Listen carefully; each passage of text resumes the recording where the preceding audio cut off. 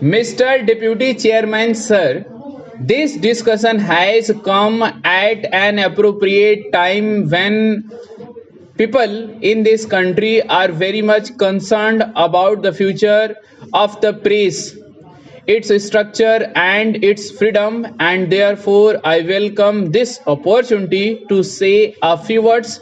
I think that there is a good deal of misunderstanding, rivalry and tension between the parliament and the press, and this misunderstanding exists on both sides of the house.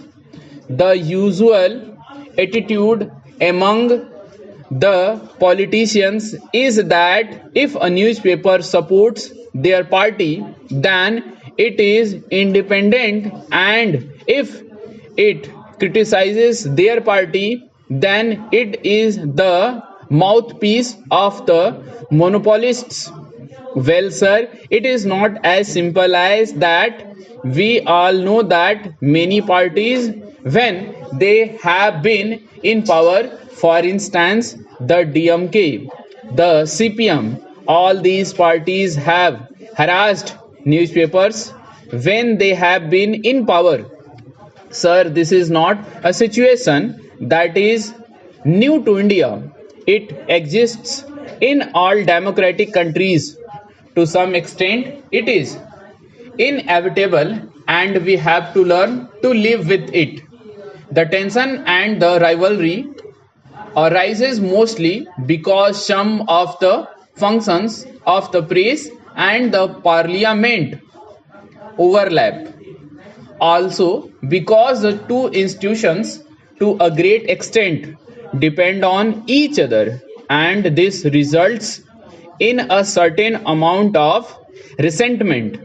There is also the fact that the press has a function to be a critic of the government, a watchdog of the government, as well as of political parties, and this is often misunderstood as hostility. But in our situation today, where we are still building a democracy, where democratic institutions have to be built up and sustained, and where our freedom has to be maintained, I think it is essential to create rather more cooperation and misunderstanding between the press and the parliament. I believe, sir, that one of the important functions of the press council could be and should be act as a link between the parliament and the comment on the one hand, and the press and the public on the other hand. I feel that some of the misunderstandings that have developed since independence between the press and the government are due to certain historical reasons. Before independence, the national newspapers existed for the national movement. There was no conflict between the two. The proprietors, the editors, and the leaders of our national movement were united for the single aim of removing the British government. But after independence, the situation became rather different. It is natural that after the achievement of freedom, there would be different interests and different ideologies represented in the press just as they are represented in parliament. Therefore, to expect the press in India to support the party in power on all issues would be unfair and unrealistic. Sir, one of the complaints against the press coming from the government after the last general elections was that it did not reflect that the will and the aspirations of the people, and that it has represented the monopoly interests.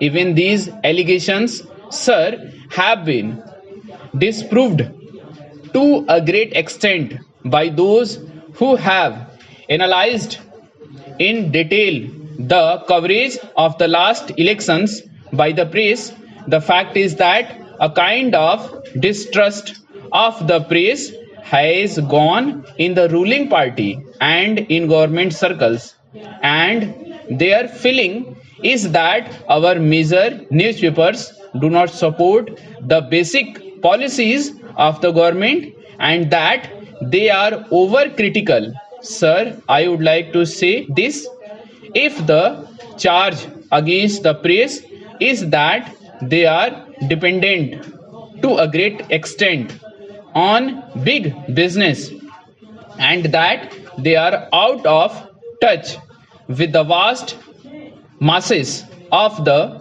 people, there is some truth in it, but cannot it be said about many of our political parties?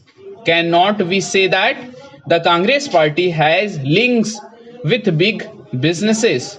Who can deny that many of our parties often lack a touch with the masses? So, sir, the press on the whole reflects what happens around it, and its situation is very similar to that of most of our political parties and of our political system. Sir, most journalists in this country would admit that there are many faults with the press today. One of the major faults which the members of the press have themselves repeatedly pointed out is that they are not in touch with the large rural areas in the country, and they tend to cater largely to urban middle classes.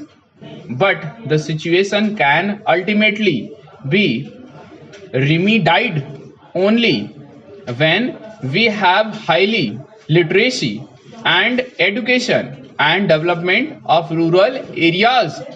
Again, it must be conceded that the freedom of the press today is inhibited by the fact that it is run by large business houses and commercial and other interests, often impinging on the freedom and integrity of the editor and the journalists who work with him. So, we all agree that freedom of the press should be strengthened. The government, the journalist, and the public are all agreed on this.